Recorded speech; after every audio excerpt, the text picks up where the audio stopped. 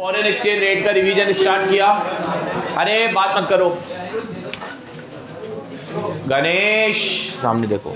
Last class में foreign exchange का revision start किया। लास्ट क्लास में मैंने आप लोगों को बताया जिस मार्केट में फॉरेन करेंसी को सेल परचेज किया जाता है वो मार्केट कहलाता है फॉरेन एक्सचेंज मार्केट। जिस रेट पे एक करेंसी को दूसरी करेंसी से एक्सचेंज किया जाता है वो रेट कहलाती है फॉरेन एक्सचेंज रेट। और इंडिया में जिस कंट्री करेंसी को यूज करते हैं, जैसे रुपी यूज करते हैं, तो हमारी डोमेस्टिक करेंसी को छोड़ के जितनी भी करेंसी है वो कहलाती है फॉरेन एक्सचेंज। क्या कहलाती है? सामने देखो।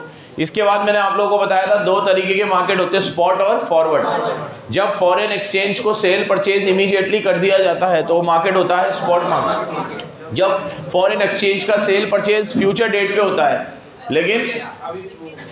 लेकिन उसकी जो रेट है वो ट्रांजैक्शन वाले दिन ही डिसाइड हो जाती है, तो उसे बोलते हैं फॉरवर्ड मार्केट।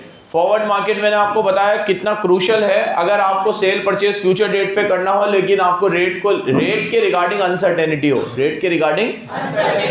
तो आप फ्यूचर का कॉन्ट्रैक्ट भी आज ही कर सकते हो। इस मार्केट से हमें तीन फंक्शंस प्रोवाइड होते हैं, एक ट्रांसफर फंक्शन, क्रेडिट फंक्शन और हेजिंग फंक्शन। तीनों बताया मैंने क्या होते हैं। फिर मैंने आप लोगों को कहा कि दो तरीके के सिस्टम हम लोगों ने कल पढ़ लिए थे। पहला सिस्टम है फिक्स एक्सचेंज रेट सिस्टम और दूसरा सिस्टम है फ्लेक्सिबल।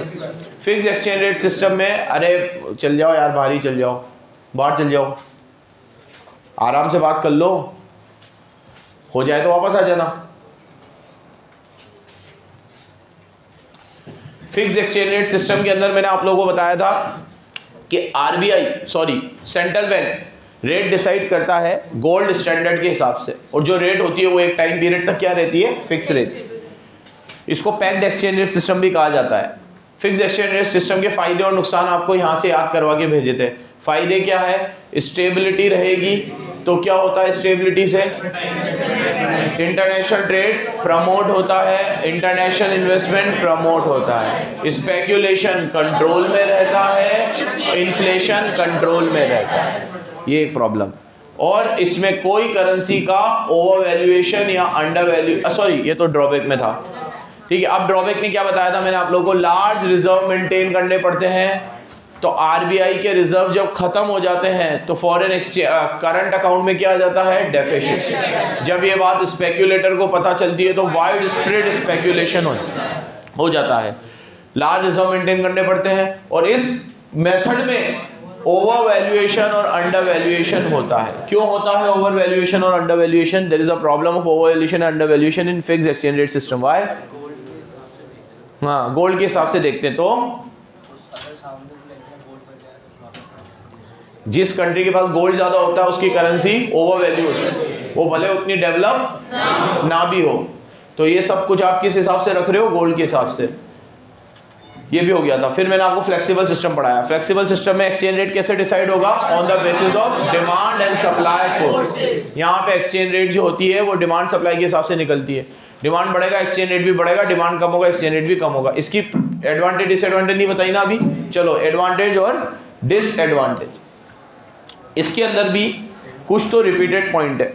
जैसे इसमें भी पहले उसकी जो ड्रॉबैक थी वो इसकी एडवांटेज बन जाएगी। उसकी ड्रॉबैक थी लार्ज रिजर्व मेंटेन करने पड़ेंगे। यहां लिखोगे कोई रिजर्व मेंटेन ही नहीं करने। There is no need to maintain any reserve in this system.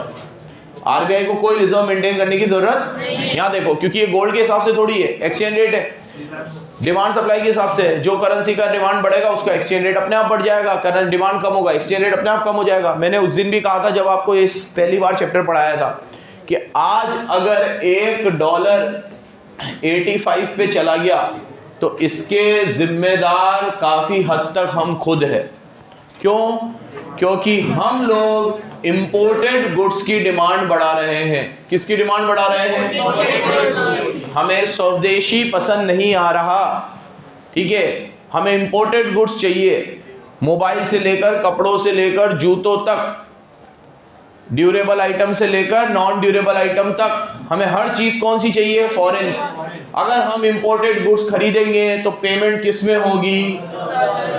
तो डॉलर का डिमांड और उससे एक्सचेंज रेट भी, क्योंकि हमारे पास डॉलर नहीं है, हमें डॉलर लाने पड़ेंगे कहीं से, हम जब लाएंगे तो डॉलर का डिमांड बढ़ेगा, तो रेटें बढ़ना तो स्वाभाविक है।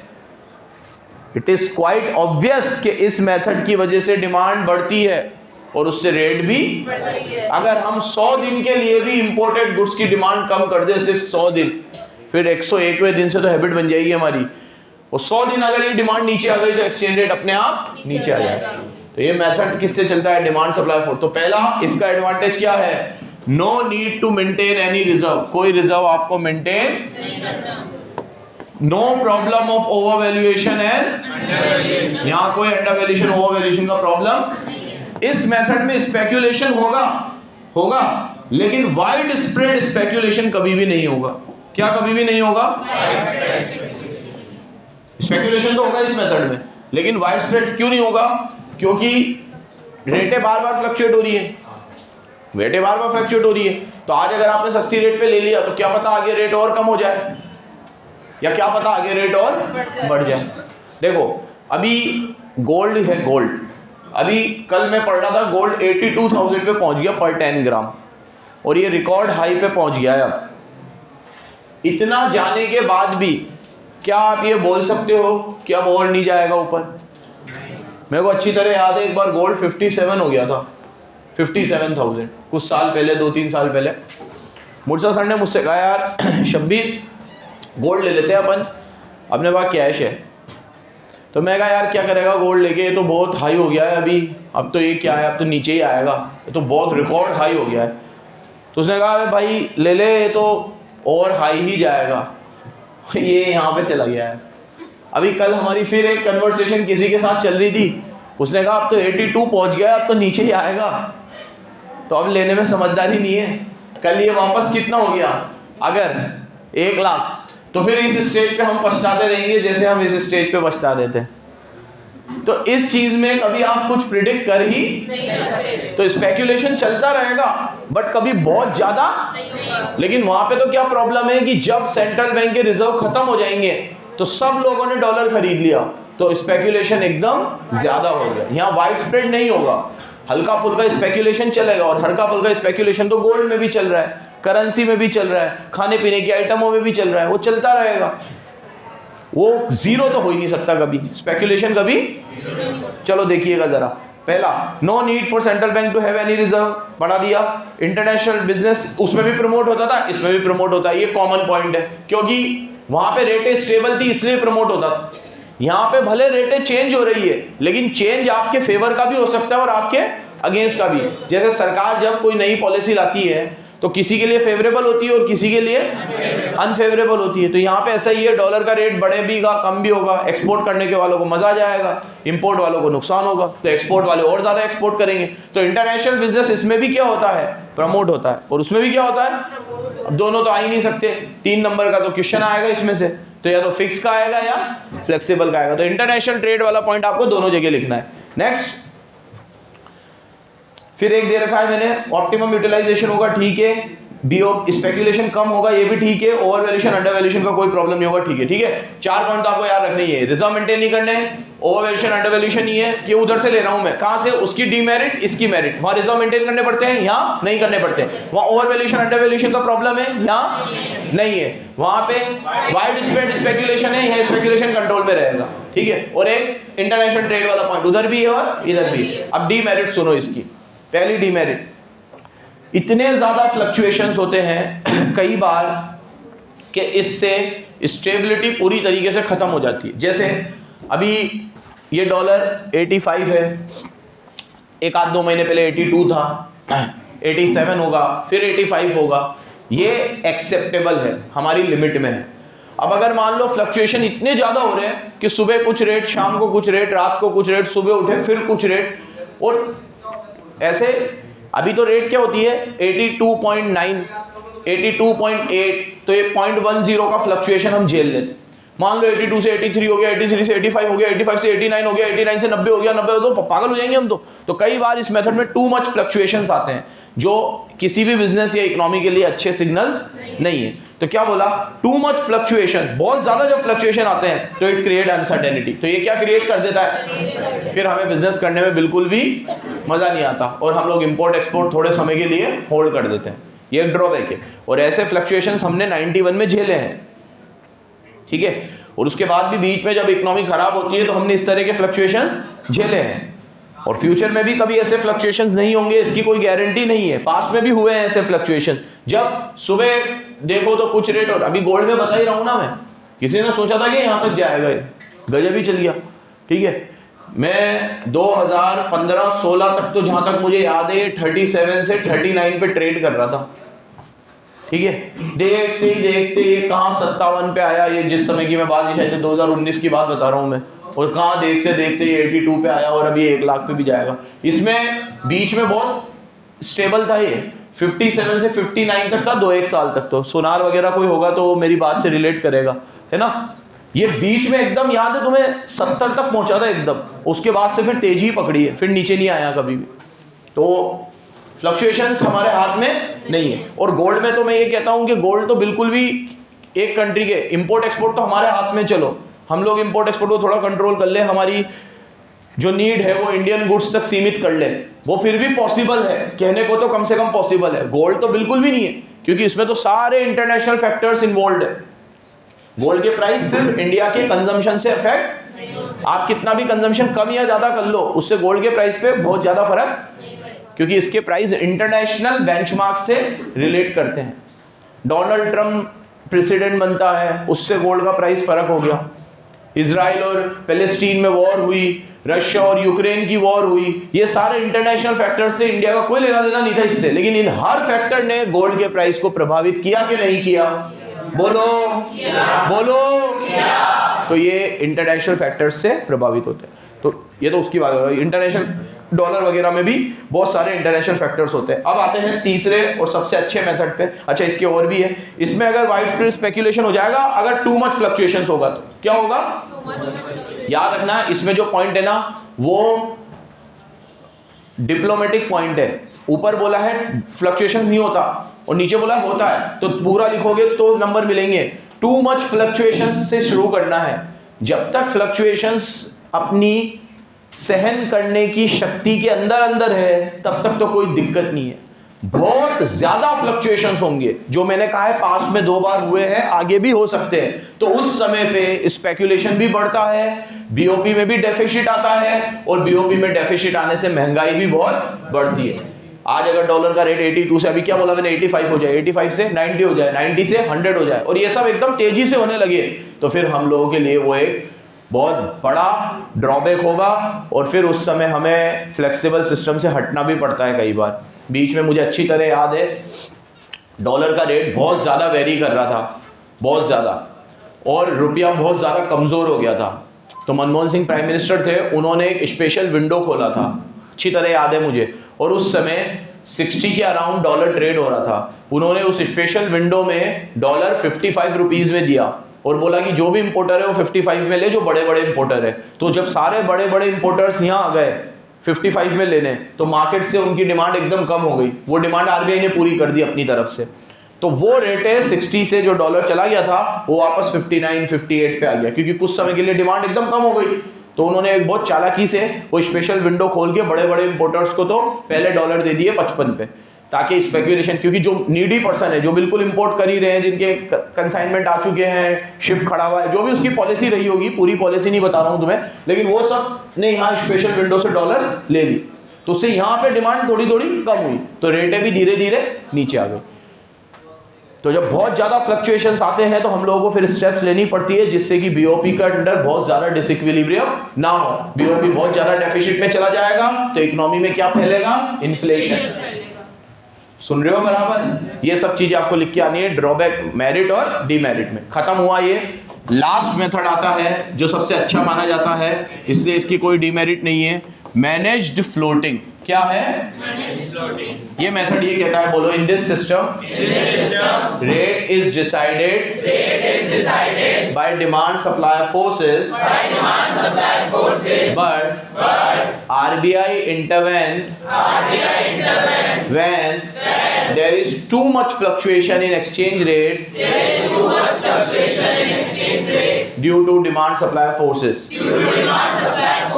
देखो, वैसे तो रेट को से डिसाइड होती है डिमांड सप्लाईज, लेकिन जब बहुत ज्यादा फ्लक्चुएशंस आते हैं तो आरबीआई बीच में क्या करती है? अभी मैंने एक एग्जांपल दिया तुम्हें, मनमोहन सिंह जी ने इंटरफेयर किया, गवर्नमेंट ने इंटरफेयर किया, तो वो कब करती है? जब मैनेज फ्लोटिंग सिस्टम फॉलो करती है। तो इंडिया भी क्या सिस्टम फॉलो करता है? वैसे तो हमने सब फ्लेक्सिबल ही छोड़ रखा है, लेकिन आरबीआई ने रूल्स एंड रेगुलेशन बना रखे हैं कि जब हमें जरूरत पड़ेगी तब हम बीच में इंटरफेयर और कुछ समय के लिए रेटों को स्टेबल कर देंगे। क्या कर देंगे? लेकिन याद रखना, इंडिया की पॉलिसी हमेशा से इन मामलों में एकदम सटीक रही है। आरबीआई कभी भी बिना मतलब के इंटरफेयर नहीं करेगा बार बार में, कि बार बार में अपनी रेट को अच्छा करने के लिए 60 हो गई है, 62 हो गई है, तो ठीक है 62 हो गया है तो तुम भुगतो, क्योंकि तुम लोग इंपोर्टेड गुड्स खरीद रहे हो। लेकिन जब ये बहुत ज्यादा हो जाता है और वो इकोनॉमी के लिए फेवरेबल नहीं हो, तो फिर वहां पे आरबीआई कुछ रूल्स एंड रेगुलेशन बनाती है, और वो भी ऐसे बनाती है जो किसी और कंट्री के अगेंस्ट में ना हो। अगर हम किसी और कंट्री के अगेंस्ट में बना रहे हैं रूल्स एंड रेगुलेशन, तो वो डर्टी फ्लोटिंग हो जाएगी। क्या हो जाएगी वो? याद आ रहा है? तो when rules and regulation are made against the interest of other country, then manage floating will become dirty floating. Manage floating क्या बन जाएगी? एक बार पूरा रीड कर लो, एक बार फिर सुन लो। मैनेज फ्लोटिंग क्या है? फिक्स्ड और फ्लेक्सिबल का मिक्स है। क्या है? यहाँ देखो, यहाँ देखो, फिक्स में कौन डिसाइड करता था? Central bank. यहाँ डिमांड सप्लाई। अब मैनेज में क्या होगा? डिमांड सप्लाई भी होगा और सेंट्रल बैंक भी जब जब जरूरत पड़ेगी इंटरफेयर करेगा। लेकिन वो इंटरफेयर करेगा अपनी इकोनॉमी के बेस्ट इंटरेस्ट के लिए या किसी और के अगेंस्ट में? अगर वो किसी और के अगेंस्ट के लिए यूज करता है तो क्या हो जाएगा? याद रखोगे? पढ़ लो एक बार डर्टी फ्लोटिंग तक, फिर आते हैं डिमांड और सप्लाई वाले टॉपिक पे। अब एक दो छोटे से टॉपिक पढ़ते हैं, demand of foreign exchange and supply of foreign exchange. जब मैंने आपको कहा कि एक्सचेंज रेट निकलती ही डिमांड सप्लाई फोर्सेस से है, तो ये पढ़ना ज़रूरी है कि डिमांड फॉरेन एक्सचेंज की किस चीज़ों से बढ़ती है और सप्लाई किन चीज़ों से बढ़ती है। मैं कहता हूँ कि पूरी किताब का सबसे इजी टॉपिक है, इस चैप्टर का नहीं, पूरी किताब का। अगर मैं आप लोगों से ये पूछूं कि ये फॉरेन एक्सचेंज की डिमांड है DD और ये बढ़कर D1 हो गई, कितनी हो गई? डिमांड बढ़ती है तो राइटवर्ड शिफ्ट होती है। कहाँ शिफ्ट होती है? कम होती है तो लेफ्टवर्ड होती है। अगर मैं आप लोगों से बिना टॉपिक, मुझे अच्छी तरह याद है जब मैंने पहली बार पढ़ाया था तो सिर्फ डायरेक्ट आप लोगों से पूछा था कि फॉरेन एक्सचेंज की डिमांड क्यों बढ़ती है, तो आप में से बहुत सारे बच्चों ने उसके रीज़न दिए थे और वही रीज़न किताब में लिखे हुए थे। यशस्वी, ये डॉलर है, ये फॉरेन एक्सचेंज है, इसकी डिमांड बढ़ रही है मेरे लिए, क्यों बढ़ रही होगी? Why I need dollar in India, I need rupees. Dollar क्यों चाहिए होगा मुझे? डिमांड क्यों बढ़ेगी? बोल। फॉरेन से कोई गुड मंगाने हैं, मतलब हमें क्या करना है? इंपोर्ट करना है, नंबर 1। और बोल गुरदीप, कोई गिफ्ट वगैरह भेजने हैं, कोई डोनेशन वगैरह देना है, ट्रांसफर पेमेंट करनी है। कहाँ करनी है? इंडिया के बाहर। नमन तू बोल। और आप लोग कहीं बाहर घूमने जा रहे हो टूरिज्म के लिए, वेरी गुड। किसके लिए? टूरिज्म के। अब ये बहुत सारे हो सकते हो। इंटरनेशनल इन्वेस्टमेंट करनी है, क्या करनी है? ठीक है, कोई दुबई में विला खरीदना है, क्या खरीदना है? विला। हालांकि वो बात अलग है कि हम चीपा बड़ौद भी नहीं जा पा रहे हैं, बट मान लो, ठीक है, ऊंचाई सोचो ना यार। और दुबई भी क्यों, अमेरिका में ही खरीदना है फिर तो, ठीक है। क्यों भाई अथर्व? और क्या कारण हो सकते हैं डॉलर की डिमांड बढ़ने के? वैसे मेरे मुंह से जब जब डॉलर निकले तो आई मीन टू से फॉरेन एक्सचेंज, और फॉरेन एक्सचेंज में सारी करेंसी आ जाती है। मेरे मुंह से बार बार डॉलर क्यों निकलता है एग्जाम्पल में भी? क्योंकि यूनिवर्सल करेंसी है। ज्यादातर हमें क्या चाहिए होता है? हाँ बालक, डेमोन्स्ट्रेशन इफेक्ट की वजह से, जैसे कि बाहर के लोग जो चीज यूज कर रहे हैं वो चीज हम भी यूज करें तो उसकी डिमांड बढ़ेगी, ठीक है। एजुकेशन और मेडिकल नीड पूरा करने के लिए, किसके लिए? एजुकेशन और मेडिकल। स्पेक्यूलेशन करने के लिए, आस्था के लिए, आस्था जहां से स्पेक्यूलेशन शुरू होता है तो खत्म हो जाती है वहां पे, ठीक है। तो क्या करने के लिए? स्पेक्यूलेशन करने के लिए। क्या करने के लिए? ठीक है। जैसे अभी मैं तुम्हें गोल्ड के बारे में बता रहा था, गोल्ड भी बहुत सारे लोग अब पहनने से ज़्यादा, नीड से ज़्यादा स्पेकुलेशन के लिए खरीदते हैं, इन्वेस्टमेंट के लिए खरीदते हैं कि भाई यार ले लेते हैं, कैश पड़ा हुआ है, कल जब बेचना होगा, कैश की ज़रूरत होगी तो बेच देंगे और रेट बढ़ेगी तो बेच देंगे। तो गोल्ड में भी बहुत क्या होता है, स्पेकुलेशन, और हाईली लिक्विड है तो कोई दिक्कत भी, एक छोटा से छोटा व्यक्ति भी गोल्ड में क्या कर लेता है, स्पेकुलेशन कर लेता है, ठीक है। हालांकि वो उसे शब्द देता है इन्वेस्टमेंट, बट कर वो रहा है क्योंकि वो इंटेंशन क्या रख रहा है कि आज खरीद लेता हूं और रेट बढ़ेगी तो, जिसका ये इंटेंशन होता है वो स्पेकुलेशन में आता है। तो स्पेकुलेशन एक बहुत वाइडर टर्म है। जो अभी मैंने क्या करा, अरे कौस्तुभ, हर चीज में स्पेकुलेशन किया जा सकता है। जब कोविड आया तो लोगों ने खाने पीने की चीजों में भी क्या करी, जमाखोरी करी ना, चीजें सस्ती रेट में ले ली, इस उम्मीद के साथ कि रेट बढ़ेगा तो बेचेंगे, करी ना। ये सब ये स्पेकुलेशन का ही एक तरीके से डेफिनेशन के अंदर आएंगे, क्योंकि हर वो चीज़ जिसमें आप इस इंटेंशन से खरीद रहे हो कि यार रेट कम है ले लेता हूं, जैसे शेयर मार्केट होता है, और जब बढ़ेगा तो बेच दूंगा। चलो, तो ये कुछ कारण है जिसकी वजह से हम क्या करते हैं, डिमांड को बढ़ाते हैं या कम करते हैं। अब मैं कह रहा हूं हमारे पास सप्लाई बढ़ेगी डॉलर की, तो कहां शिफ्ट होगा, राइटवर्ड। कम होगी तो, याद रखना, डिमांड हो चाहे सप्लाई हो, बढ़े तो राइटवर्ड, कम हो तो, ये कर्व मैंने चैप्टर खत्म होने के बाद पीछे बना रखे हैं, ये दोनों, डिमांड बढ़ना और कम होना, सप्लाई बढ़ना और कम होना, याद है ना आपको। अब मेरी बात सुनो सर, डिमांड बढ़ेगी क्योंकि हम इंपोर्ट करेंगे, बाहर गुड्स भेजेंगे, गिफ्ट देंगे, ये वो। सप्लाई कैसे बढ़ेगी सर, हमारे पास डॉलर कहां से आएगा, वेरी गुड, इंपोर्ट की जगह क्या आ जाएगा, यहाँ गिफ्ट और डोनेशन रिसीव होंगे, क्या होंगे, गोरे गोरे हैं, ठीक है। तो टूरिस्ट में फॉरेनर्स यहाँ आएंगे घूमने, ठीक है, ताजमहल देखने आएंगे, कुंभ में डुबकी लगाने आएंगे, और राम मंदिर में आएंगे, आईपीएल देखने आएंगे, और यहाँ 7 वंडर देखने आएंगे। तो अपने आप 8वां अजूबा भी दिखी जाएगा, वहां बाहर खड़ा हुआ टिकट लेता हुआ, कैप पहन के काली कलर की, छोटी सी हाइट में। चलो देखो, तो ये सब चीजें हमारे यहाँ पे फॉरेन एक्सचेंज की सप्लाई को बढ़ाते हैं। तो समझ में आया फॉरेन एक्सचेंज की डिमांड क्यों बढ़ती है और फॉरेन एक्सचेंज की, यही लिखे हुए, रीड कर लो, बस रीड कर लो फटाफट, देखे हुए ये तुमने, import, purchase of asset, sending gift, travelling, फटाफट पढ़ो। फिर इनका एक्सचेंज रेट से क्या रिलेशन, हेलो यस, सुनो मेरी बात सुनो। ये तो बात हुई डिमांड बढ़ने की और डिमांड कम होने की।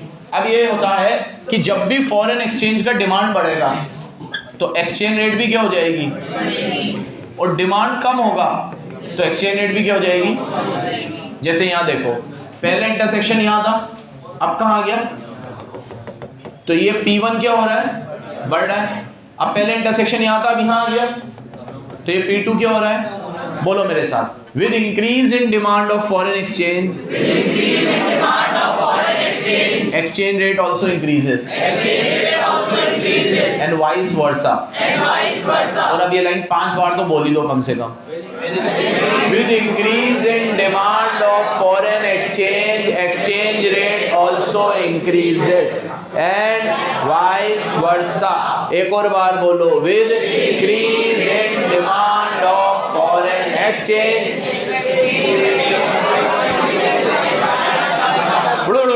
चलो यहाँ देखो, जब भी डिमांड बढ़ेगी तो एक्सचेंज रेट क्या होगा, बढ़ेगा। अब मैंने ये कोई बहुत बड़ी बात नहीं बताई तुम्हें, एक्सचेंज रेट को मारो गोली, जितनी भी चीजें इस दुनिया में हैं, ऊपर वाले ने जितनी भी चीजें बनाई हैं, सब पे ये नियम लागू होता है, कुछ एक्सेप्शंस को छोड़कर, जो तुमने 11th 12th क्लास में पढ़े हैं, माइक्रो में पढ़े हैं।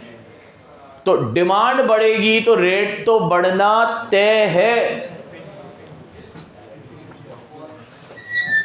अनटिल एंड अनलेस कि वो नेसेसरी गुड्स हो, गिफन गुड्स हो, याद आ रहा है, ठीक है, लग्जरी, पेरिश, क्या बोलते हैं, पेरिशेबल नहीं, सॉरी, प्रेस्टीज गुड्स हो, प्रेस्टीज गुड्स हो जो आपके स्टेटस और के लिए खरीद रहे हो आप, तो वो एक चीज, सब वो चीजें अलग है, वो भी लॉ ऑफ डिमांड के एक्सेप्शन थे। अभी तो मैं लॉ ऑफ मार्केट बता रहा हूँ आपको। क्या बता रहा हूँ? लॉ ऑफ मार्केट में ये है कि इसके तो कोई एक्सेप्शन ही नहीं है।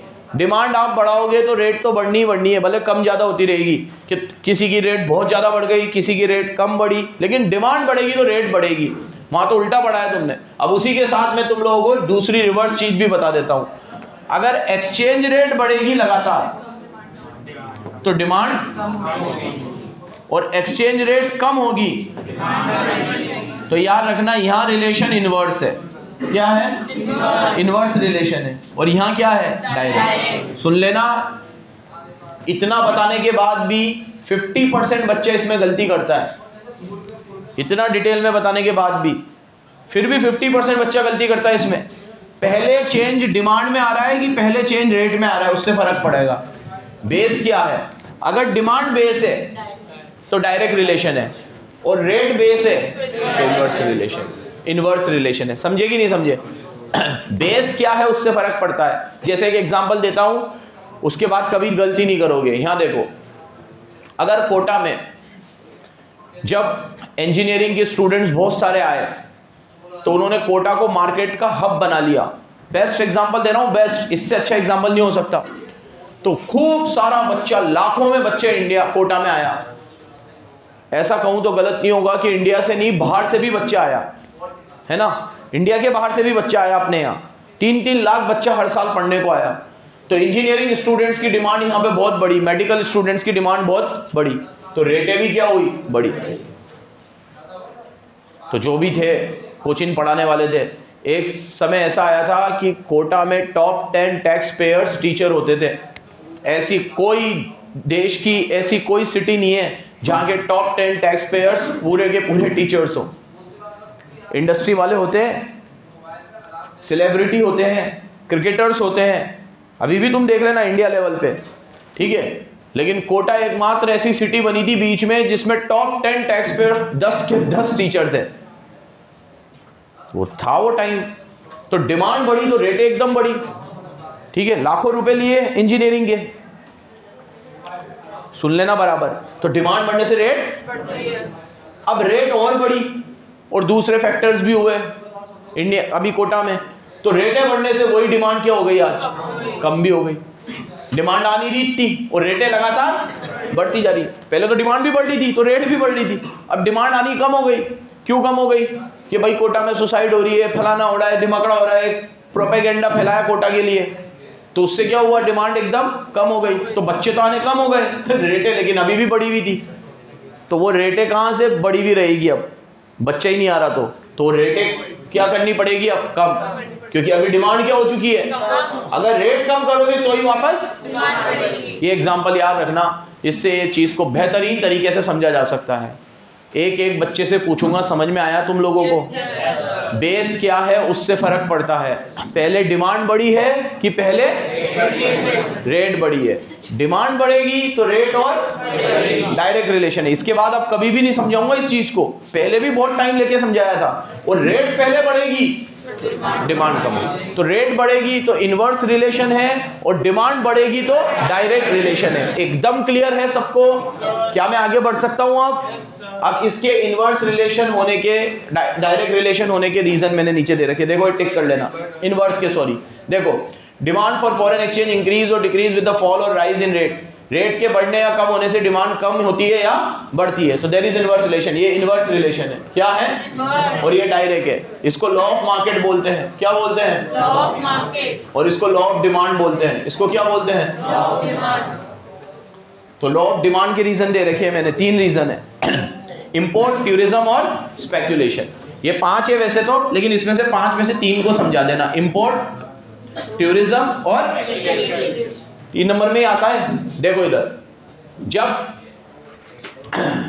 एक्सचेंज रेट बढ़ती है, सुनो, जब एक्सचेंज रेट बढ़ती है तो हम इंपोर्ट कम कर देते हैं थोड़ा सा, कि यार अभी रेटें बहुत हाई है, अभी मत मंगाओ, 1 महीने बाद मंगाएंगे।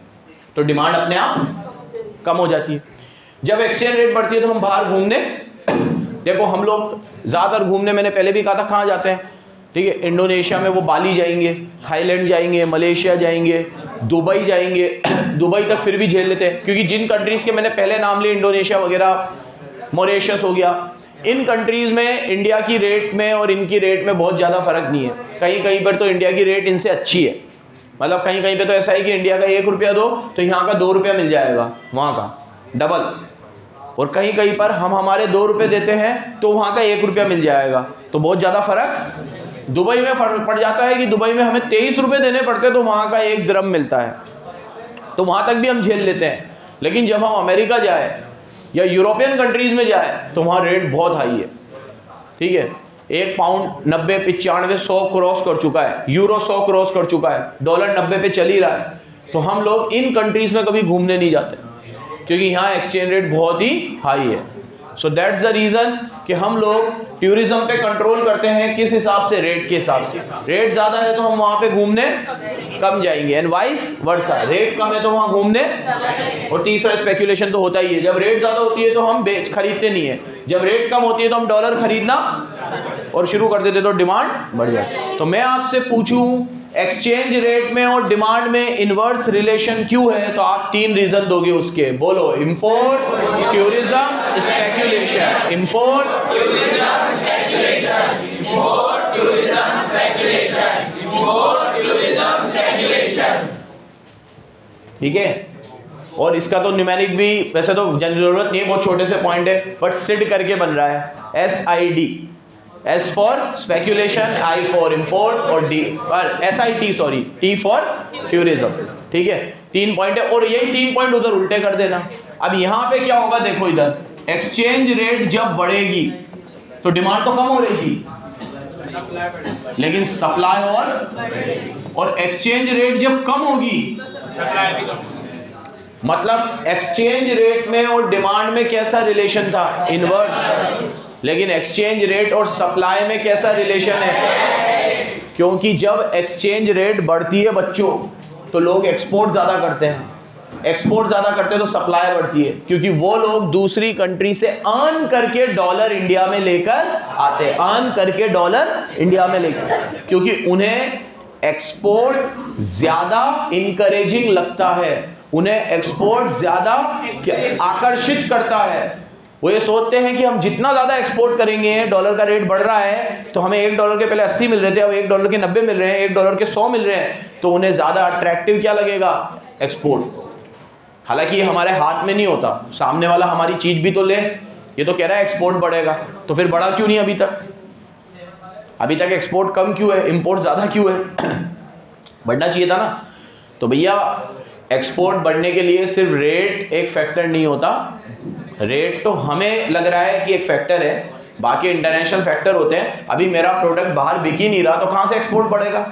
मैं कोई ऐसी चीज़ भी तो बनाऊँ जिसकी बाहर डिमांड हो, तो मैं तो बेचना चाहता हूँ लेकिन बाहर वाला खरीदना ही नहीं चाहता, तो कहाँ से एक्सपोर्ट बढ़ेगा?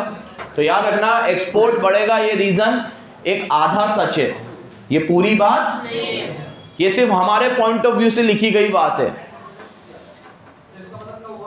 मैं चाहता हूं ऐसा कि रेट बढ़ रही है तो मैं एक्सपोर्ट बढ़ाऊं ताकि मुझे अर्न अच्छा करने को मिले, बट ये कंप्लीटली मेरे हाथ में ये फैक्टर, मेरी चीज में भी तो दम होना चाहिए, ऐसी चीज हो जो बाहर बिक सके। चलो एक्सपोर्ट होता है, स्पेकुलेशन में उल्टा कर लो, टूरिज्म में उल्टा कर लो। रेटें जब ज्यादा होती है तो सप्लाई क्यों बढ़ती है? क्योंकि जब कोई बंदा यहाँ पे आ रहा है भैया क्या करने, ताजमहल देखने, ठीक है, और मुझे पता है कि यार वो एक टिकट का मैं अंदर जाऊंगा तो 50 रुपये मिलेंगे, गोरा जाएगा तो उसकी कीमत हमने $10 कर रखी है, ठीक है, वो $10 हमारे लिए 800 रुपये हो जाएंगे, तो हम पहले एंट्री उनको देंगे, बढ़िया उनको एंटरटेन करेंगे, ऐसी सर्विस देके भेजेंगे कि वो भी बाहर जाके बोलेंगे यार बात $10 में तो बहुत बढ़िया, उन्होंने सारी चीज़ें एकदम अच्छे से हमें एक्सप्लेन करी है, वो और 4 लोगों को भेजेंगे क्योंकि उनके लिए $10 है, वो हमारे लिए तो 800 रुपये, ठीक है। वो गोरा ये बोलेगा यार ये इंडियन से तो 50 ले रहे थे, वो हमसे तो 10 ही लिए, ठीक है, दे आर वेरी गुड, ठीक है। चलो ये हो गया पूरा।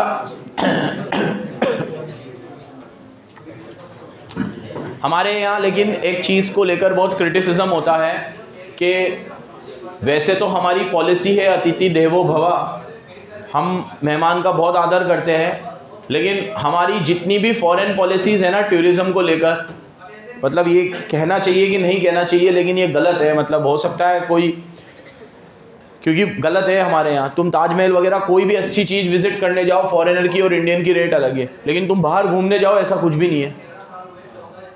तुम बाहर कहीं पे भी घूमने जाओ, कहीं पे भी ऐसा नहीं है कि भैया फॉरेनर की और वहाँ के लोगों की रेट अलग होगी। अब जैसे अगर मान लो मैं दुबई मॉल घूमने गया, मान लो उसमें वैसे तो कोई टिकट नहीं है, लेकिन अगर कोई टिकट है तो उन्होंने दिरहम में रखी है, उसे उसको डॉलर में या किसी और करेंसी में थोड़ी रखते हैं। वो कहते हैं भैया आप तो अंदर आओ 10 दिरहम दे दो।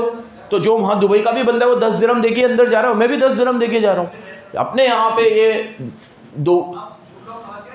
दुगने मापदंड है, 2 बेंचमार्क है, गलत है वो। तुम ताजमहल में एंटर करोगे, वहाँ लिखा हुआ है फॉरेनर्स की रेट ये है और इंडियन की, क्यों ऐसा क्यों?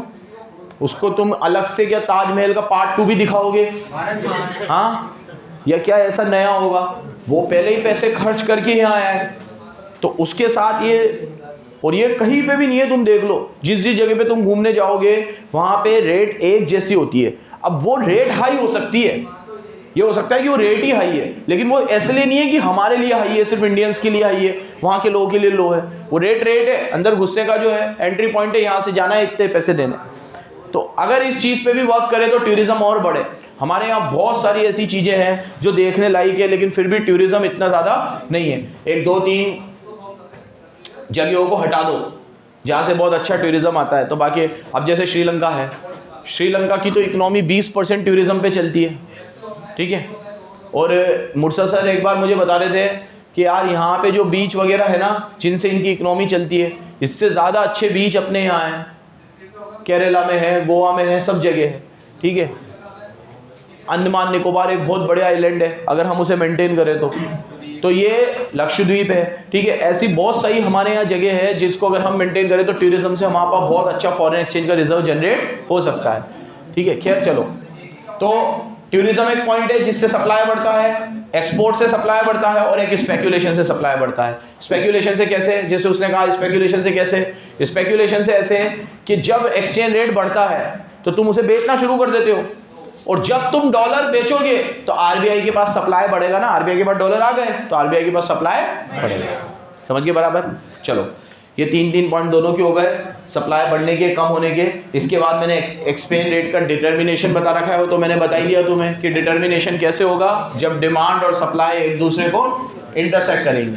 डिमांड बढ़ेगा तो रेट बढ़ेगी, डिमांड कम होगा तो रेट, सप्लाई बढ़ेगा तो रेट कम हो जाएगी, और सप्लाई अगर कम होगा तो रेट बढ़ जाएगी। एक बात बताओ, तुम्हारी दुकान में, तुम्हारी मोबाइल की दुकान है, तुम्हारे पास इस बार 100-150 मोबाइल आ गए हैं, 150 मोबाइल आ गए हैं, और तुम्हें पता चल रहा है कि ये बिकेंगे नहीं, मैंने ज़्यादा खरीद लिए हैं, मार्केट एकदम डाउन है, तो तुम्हारे पास सप्लाई ज़्यादा है। अब तुम मोबाइल बेचने के लिए क्या करोगे? प्राइस कम करोगे कि और बढ़ाओगे? बोलो ना, बोलो, क्योंकि सप्लाई ज़्यादा है।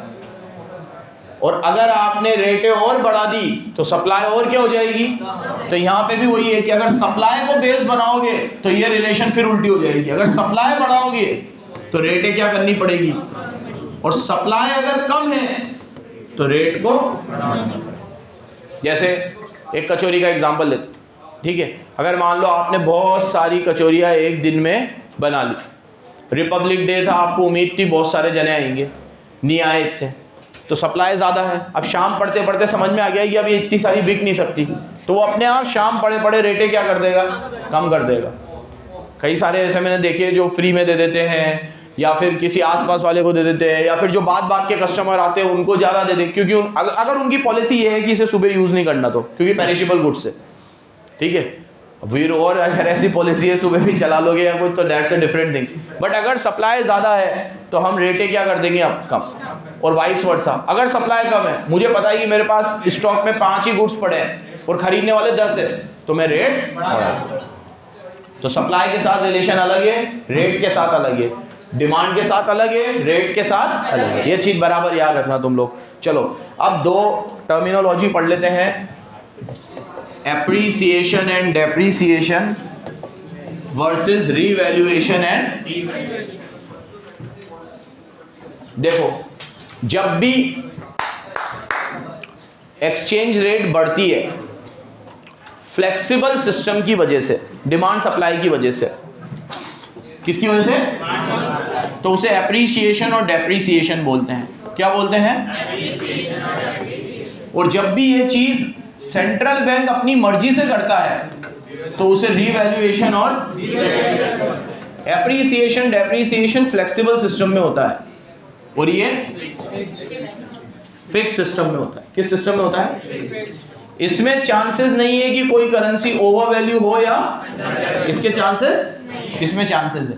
जैसे ये देखो, $1 का रेट 90 था और अब उसी $1 का रेट 92 हो गया। कितना हो गया? तो यहां पे रुपीस तो हो गया डेप्रीशिएट, ये तो सबको पता है, और डॉलर हो गया एप्रिशिएट। बोलो ना यार, सही है? तो हमारी करेंसी का वैल्यू गिर गया और गौरव की करेंसी का वैल्यू बढ़ गया। लेकिन क्या ये हमने, सेंट्रल बैंक ने किया? ये किसकी वजह से हुआ? तो क्या कोई करेंसी ओवर हैंडल हुई? अपने आप हुआ है। तो हमने मोबाइल खोला, अपने आप डिमांड सप्लाई की वजह से हुआ है। लेकिन यही चीज सब सेम रहता, तो यही चीज अगर कौन कर देता? Central bank. तो फिर हम टर्मिनोलॉजी अलग यूज करते हैं। डेप को बोलते हैं और एप्रिसिएशन को बोलते हैं। अब मेरे साथ डेफिनेशन बोलो और लर्न करो। When value of one currency increases in comparison of another currency due to demand supply forces, it is called appreciation. अब इस पूरी डेफिनेशन में इंक्रीज को डिक्रीज कर देना तो डेप्रिसिएशन बन जाएगा। क्या बन जाएगा? अब बोलो, when value of one currency increases in comparison to another currency with the action of central bank, it is called revaluation. और इंक्रीज को डिक्रीज कर दोगे तो क्या बन जाएगा? समझ में आ रहा है? शब्दों पे जाना है। रिवैल्यू डिवैल्यू पूछे तो सेंट्रल बैंक ने किया होगा। एप्रिसिएशन डेप्रिसिएशन हो। कई बार मैं न्यूज़ आर्टिकल्स वगैरह पढ़ता हूं तो वो लोग इन दोनों वर्ड्स को सिनोनिम्स की तरह यूज़ कर लेते हैं। किसकी तरह यूज़ कर लेते हैं? जो बहुत गलत है। कई बार मैं पढ़ता हूं तो बुक में लिखा होता है रुपए के सामने, अरे डॉलर के सामने रुपया मजबूत हुआ, और ऐसा हिंदी में, और इंग्लिश में लिखते हैं कि रुपए की वैल्यू रीवैल्यू हुई और डॉलर डीवैल्यू हुआ। गलत यूज कर रहे हैं। उन्हें लिखना चाहिए रुपया एप्रिशिएट हुआ और डॉलर डेप्रिशिएट हुआ। क्योंकि ये किसकी वजह से हो रहा है? Demand supply. उनको रीवैल्यू डिवैल्यू कब लिखना था? जब सेंट्रल बैंक करता। याद रखोगे बराबर? ये वर्ड टू वर्ड मैंने लिख रखे हैं। डिवैल्यू रिवैल्यू एप्री डेप्री। दिख गया तुम्हें? एक बार और सुन लो, एक बार और, जल्दी जल्दी एक बार और। एप्रिसिएशन डेप्रिसिएशन किस वजह से होता है? डिमांड सप्लाई फोर्स से। ये किस वजह से होता है? सेंट्रल बैंक की वजह। ये किस सिस्टम में होता है? फ्लेक्सिबल। ये किस सिस्टम में होता है? यहाँ पे भी एक करेंसी की वैल्यू दूसरे के सामने इंक्रीज होती है और एक करेंसी की वैल्यू दूसरे के सामने डिक्रीज होती है। इंक्रीज को बोलते हैं एप्री और डिक्रीज को बोलते हैं डेप्री। यहाँ इंक्रीज को बोलते हैं रीवैल्यू और डिक्रीज को बोलते हैं डीवैल्यू। एकदम याद हो गया है? रिवैल्यू डिवैल्यू किस सिस्टम में है? फिक्स में। ये किस में है? फ्लेक्सिबल। यहाँ पे भी हमारी वैल्यू दूसरे के सामने इंक्रीज होगी या हमारी वैल्यू दूसरे के सामने डिक्रीज होगी। यहाँ भी हमारी वैल्यू दूसरे के सामने इंक्रीज होगी या दूसरे के सामने डिक्रीज होगी। ये होगा डिमांड सप्लाई फोर्सेस से, ये होगा सेंट्रल बैंक की वजह से, ये होगा डिमांड सप्लाई फोर्सेस से, ये होगा। एकदम अच्छे से क्लियर है पीछे तक? ठीक है, ये चैप्टर हमारा समाप्त हुआ। एक लास्ट चीज तुम्हारे ऊपर छोड़ रहा हूं, एक्सचेंज रेट को कौन से फैक्टर अफेक्ट करते हैं। 4 फैक्टर है, ये देख के आना एक बार। नहीं आया तो मैं कल तुम्हें पहले आते ही ये बता दूंगा। स्पेक्यूलेशन, इंटरेस्ट रेट, इनकम और डिटर्मिनेशन। बंद कर दो भाई।